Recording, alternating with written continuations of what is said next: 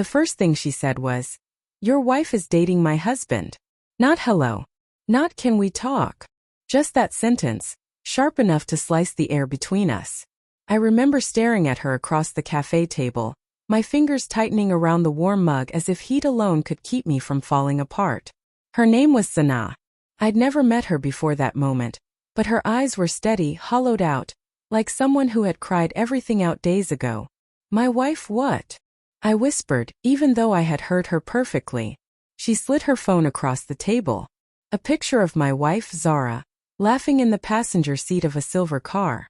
The driver's arm, her husband's, was stretched across the console, resting comfortably on her thigh. I felt something inside me go quiet. Not break. Not explode. Just go quiet the way a room feels after the last guest leaves. "I'm sorry," Sana said softly. I didn't want to believe it either. I don't remember leaving the cafe. I don't remember unlocking my car. I remember driving home with my hands shaking on the wheel, replaying every moment of the last 6 months, every late-night work meeting, every phone screen turned face down, every cold kiss that felt like an obligation. I had known something was wrong. I just didn't know the shape of the truth until a stranger handed it to me. When I walked into our apartment, Zara was in the kitchen, humming quietly as she chopped vegetables. She didn't look up. "You're home early," she said. I stared at her back, straight, relaxed, entirely unaware that her world was about to tilt. And for a second I felt guilty. I almost said nothing. Almost pretended I hadn't seen what I'd seen. "Zara," I said. "Are you cheating on me?" She froze. The knife hovered midair. A full 3 seconds passed before she slowly turned around. She didn't deny it. She didn't cry. She didn't even look shocked. Instead she sighed, tired, inconvenienced, and said, "I was going to tell you eventually, I just didn't want to deal with this tonight." Like I was the disruption. Like her betrayal was a scheduling conflict. Something snapped in me then, not anger, not grief.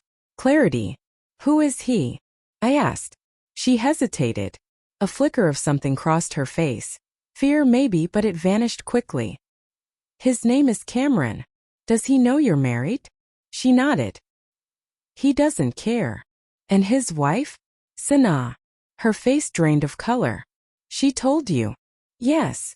Zara opened her mouth, maybe to explain or defend herself, but I walked past her into the bedroom. I needed to breathe before I drowned in the cruelty of her calmness. That night I didn't sleep. She did, soundly, as if confession had been a relief. Around 3 a.m. my phone buzzed. "Sana, I can't stop thinking about earlier. Are you okay?" I typed, "Not okay, but awake." She responded instantly, "Same." We talked until dawn, 2 strangers bound by the same wound. She told me she suspected months ago but kept hoping she was wrong. I told her I felt stupid for missing the signs. We cried. We laughed bitterly. We shared screenshots, timelines, lies that matched like puzzle pieces. By sunrise, one thing was unmistakable. They weren't just cheating. They were bold about it. Careless. Cocky. And something about their arrogance made us both sit up a little straighter. "We can ruin them," Sana typed. "Then only if you want to." My first instinct was no. Revenge felt toxic, heavy. But then I remembered Zara's face. Unbothered, unapologetic. I remembered how she had made me feel like an interruption in her affair. So I typed back, "I want to." The plan was simple, almost elegant in its quiet cruelty. Sana knew Cameron's patterns. I knew Zara's. Together, we could predict where they were, what lies they used, when they'd be with each other. We collected evidence. Not explosive, dramatic evidence.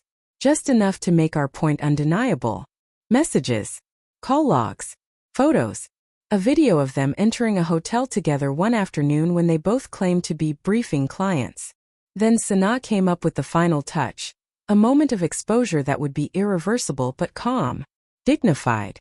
"We deserve dignity," she said. "After everything they've taken." I agreed. 2 weeks later, we put the plan into motion. Zara believed I was at a work retreat. Cameron believed Sana was visiting her sister. Instead, Sana and I walked into the restaurant where our spouses had a reservation for lunch. We had watched them slip in together just 10 minutes earlier. My heart raced, but not from fear. From a strange, powerful steadiness. Sana's hand brushed mine briefly, grounding me. We approached their table quietly. Zara was laughing at something Cameron said, her face brighter than I'd seen in months. They looked comfortable, relaxed. Lovers, not liars. Hello, I said. They froze. Zara's smile collapsed instantly. Cameron's fork clattered to the table. Sana stepped beside me, her voice calm, almost gentle. Don't get up. We won't stay long. I placed a small envelope on the table. These are copies of everything we know. We thought you deserved to see what you look like from the outside. Sana slid an identical envelope next to it. And this one is for legal purposes. Don't worry, we didn't share it with anyone else. Yet. The color drained from both their faces.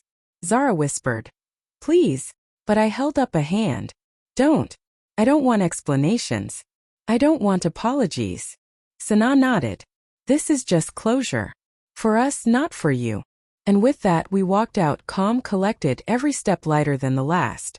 Behind us I heard Zara burst into tears. It didn't bring me joy, but it brought me peace. Sana and I didn't drive away immediately.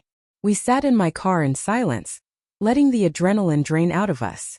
Finally she whispered, We did it. We did, I said. She looked at me then, really looked, and in her eyes I saw the same mixture swirling in my chest.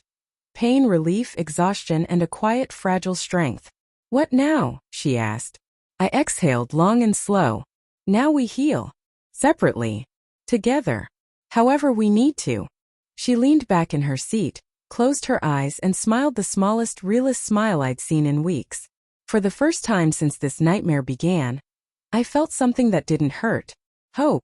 Not for new love. Not for revenge. Not for vindication. Just hope for myself, for the version of me who finally chose to walk away, not because I had to, but because I deserved better.